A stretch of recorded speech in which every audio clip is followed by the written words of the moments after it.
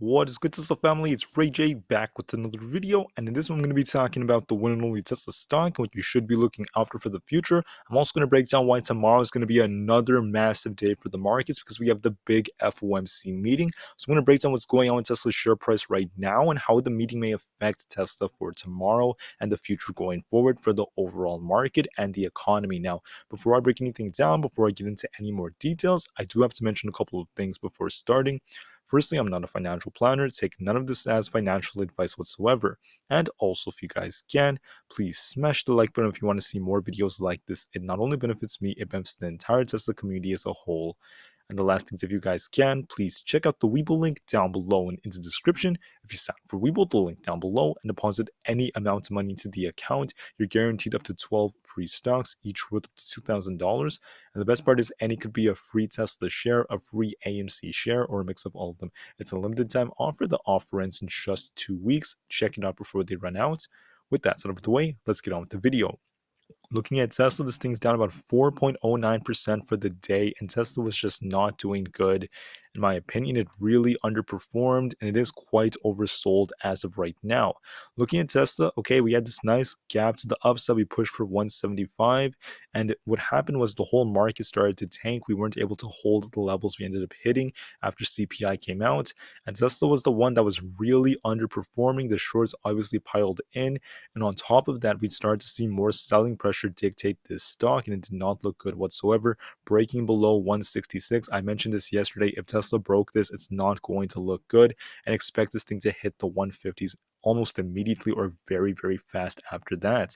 And we could see Tesla crashed all the way down to the 150s. We actually bounced off about almost 157, but like I said before, it's not looking good in my opinion.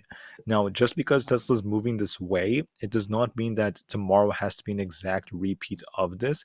And I believe that although Tesla is underperforming compared to the overall market, where Tesla moves and how it actually continues to move for the remainder of the year could also be in part dictated by the Fed, and the Fed is really going to move the markets.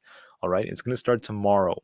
If the Fed causes the market to crash, there's likely going to be even more selling pressure for Tesla, and this thing is going to tank very fast, and just it's not going to look good. But if the market has a very big bounce tomorrow and we start pushing up very hard because of Jerome Powell, there's a chance more buyers could step into Tesla, and this thing could actually see a nice bounce, at least temporarily. It still is very possible, and that's the reason why tomorrow is going to be very important. So let's talk about what's going on tomorrow, what happened with CPI today, and how this could affect the Fed's decisions going forward. So CPI came out, this thing was up about 7.1%, which is actually one of the lowest numbers we've seen over the last couple of months. And on top of that, core CPI was only about 6%. Now, I said only because compared to like the last few months, that's actually pretty low, but it still is relatively high compared to where it should be. This is what the charts look like right now. We could see CPI is on this nice downtrend, and right here, core is also on a nice downtrend. Now, although this is good for the economy, it's good for the US dollar, it's good for the everyday Americans as inflation is finally showing signs that it's slowing down. There is a problem though, and that's going to be the longer term when we start to see the real effects of the rate hikes coming out. So, as an investor, it's important to note that we have part one of the recession, part one of the crash, which was the Fed raising rates. Part two is now starting. That's going to be closer to the time when the Fed gets ready to slow down the rate at which they increase rates as they get closer to their pivots, which may take many months. The second part is going to involve earnings. It's going to involve unemployment. It's going to involve like data and other things like that. So it's very important for everyone to be prepared for what's about to come in 2023. And in saying that, what the Fed says is going to be very important too. Now, what is the Fed essentially doing? Well, actually, let me start off by talking about when is the meeting happening. The meeting is going to start tomorrow. Okay, it's going to be very important, specifically at, well, firstly at 2 o'clock p.m. Eastern Time. Okay, we have the interest rate decision coming out. This is likely going to cause the market to make the first big move, most likely to the upside, because the Fed is most likely going to give us a 50 basis point rate hike. But that's only a small part of tomorrow. All right, so starting at 2 o'clock p.m., the big thing tomorrow is going to come at 2:30 p.m. Eastern Time. because Jerome Powell is going to be speaking at the Fed press conference, and he is going to really, really say things that will affect the markets. And I believe that where we go from this point on for the next few weeks is going to be heavily dependent on what Powell chooses to say. Now, just to start us off, the market has fully priced in 50 basis points to be the next rate hike, and it's very likely, almost certain, we're going to get that, especially because of the fact that CPI cooled off again compared to like the previous month. So that is a good sign, and we are going to most likely get this, meaning the market might see a nice move to the upside. Hold on, at about 2 o'clock p.m. Eastern time tomorrow. But then after that, I wouldn't be too like bullish or bearish. We can't really say anything until Jerome Powell starts speaking. And when he speaks, all right, the first reaction of the market is typically a big drop to the downside, followed by it chooses the direction later on as he talks, depending on what he says. So if he's like very aggressive, if he's super hawkish, the whole market is going to tank. If he's super, super dovish and says things like, oh, unemployment's going to start going up, things are going to be very optimistic, a soft landing is very possible. If he starts saying things like that, hypothetically, the market could start to pump, and this could actually help Tesla. Now, looking at Max Payne on SPY, for instance, we could see right now there's not really a clear indication of what's likely to happen because the put to call ratios are pretty balanced. I mean, 1.35 for tomorrow is not that bad. It's pretty close. It's almost 50-50. We are seeing some days where there are actually more calls that were bought, at least for next week. So it's pretty balanced. We don't truly know based off the put to call ratios. It has just more to do with what the Fed chooses to say. So to make this simple, guys, I mean, I know people want one specific, decision coming out from my mouth, and I can't really say anything. I don't really know what Powell is going to do. What I do believe, though, is the Fed is a little bit more likely to want to cause some pain because when they want to cause pain, what tends to happen is they want the market to start dropping now so that the pain isn't going to be as severe for the future. If the market starts like pumping now, hypothetically, if SPY hits like 420, 430, or whatever, the problem is we are eventually going to come back down. We have lots of gaps to the downside. We have, the recession that I'm pretty sure we're already in one, but you understand my point. Mainstream outlets are not accepting it yet. So we have so many other things coming, especially when there's pain in the unemployment sector. So what I believe to happen is from a technical standpoint, I mean, when we get rejected off the broadening descending wedge, the upper trend line, we tend to see the market eventually start to tank. And so far, there are signs that, I mean, it is very possible for the market to tank. If you look at VIX, it basically formed a gap. It gapped up here. It filled the gap down, and it looks like it might bounce relatively soon and continue pushing up because VIX was kind of like oversold, if you want to use that word. And this is where the bounce so intends to be around 19. And that is where the VIX ended up bouncing. It may continue to bounce here. It looks like it's very possible. And it might hit its like resistance around like this 26 level. So please be very careful because downside seems a little bit more likely if you look at the dollar index too. I think we formed basically like a falling wedge like pattern, and we're actually very oversold on the dollar index. And we're actually very close to this zone right here, which is where it bounced sometime in the past. So looking here, this like 103 level, this got a big push during the time when the market was just not doing the best. And what I'm trying to say is we could see a repeat of this if this thing does bounce, and we are historically very close to a zone where this bounces to the upside. And when this starts pushing, we know it's not the best for the markets. Finally, I want to talk about something else. I have my 10-year treasury yield. This clearly came down, but there's a problem. Notice how this came very close to forming a double bottom. So could this come down one last time and then get a big push, or could this just start pushing from here? We have a double bottom like formation. We also have the gap on the 10-year yield, which is often a sign that this might start pushing up very soon as it's very close to this key demand zone. Now, I say this because if this starts pushing up, it's not going to be the best for the markets. So like I said before, all right, we could go either way. All right, Powell still could technically pump the markets. It still is possible if he does pump the markets. First, SPY has to break 410. If it breaks that, it has room to go to 417. All right. It's still possible because that's where this ascending wedge would take us all the way up to about like 417 if he does pump us.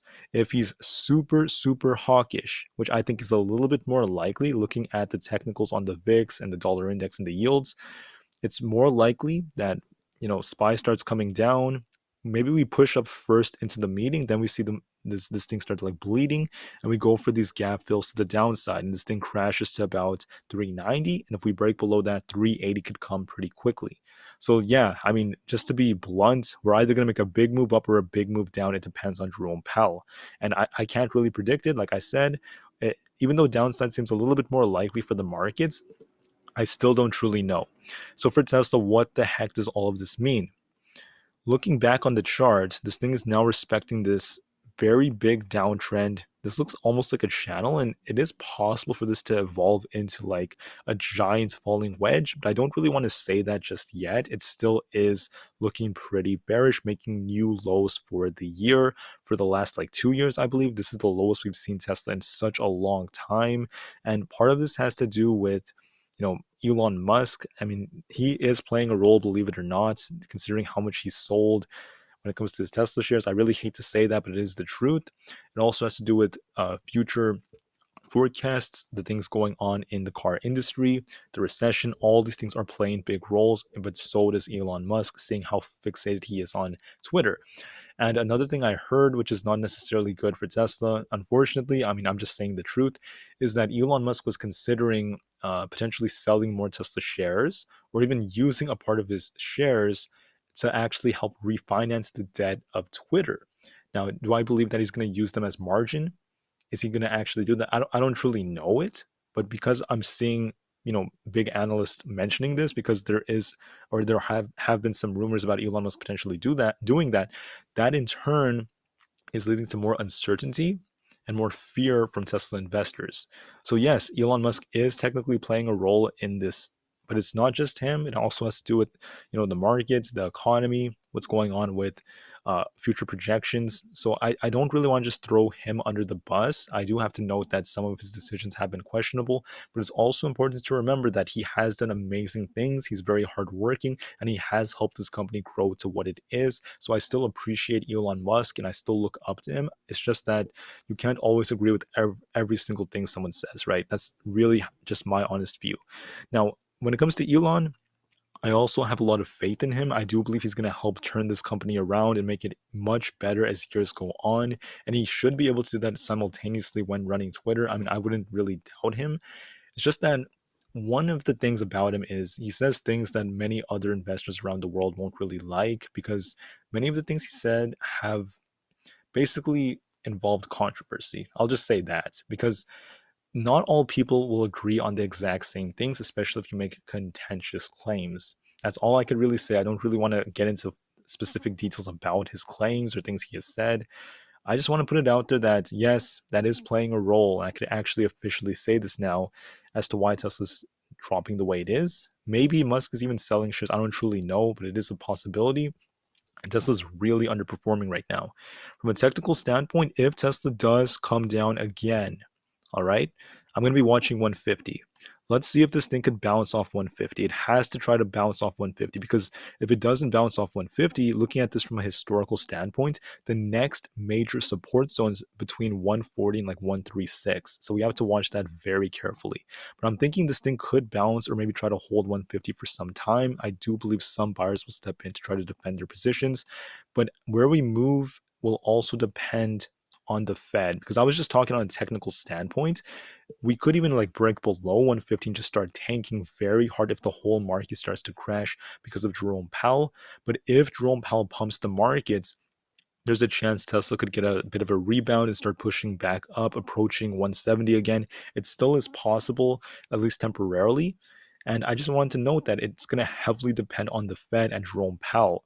Now, overall, if we just ignore the Fed, I mean, Tesla still looks more bearish than bullish. It's very clear a downtrend's being respected. So please be very careful with this, especially when you're trying to play it. But just know that this is also a very, very amazing opportunity. Why do I say that? Because first off, let me hide all these lines when I show you the chart like this. Remember, guys, remember, Tesla is amazing. It still is an amazing company.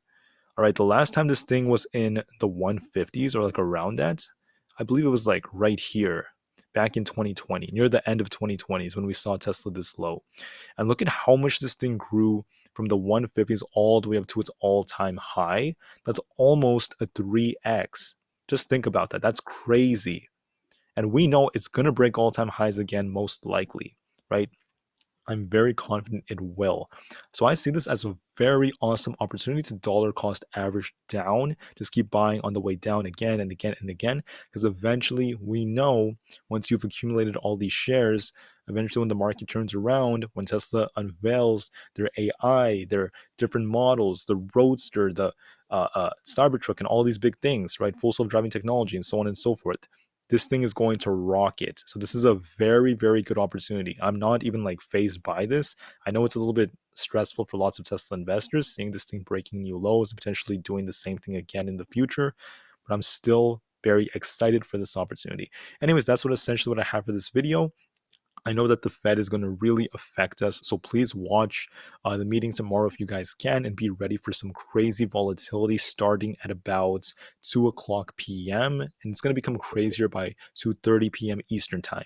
I expect the market to just chop back and forth and be pretty boring for the first couple of hours until the rate hike decision comes and the FOMC meeting actually starts. So thank you all for listening. Be ready for tomorrow. Remain calm, cool, and collected, and I'll see you guys in the next one. Tesla to the moon, because the long-term future is still incredibly bright. I'm still super, super bullish for the long term, guys. Don't let the price really scare you. If you guys are just being intimidated by it, do what you have to do, what's best for your own portfolios, and I'll see you guys in the next one. Thank you, and peace out.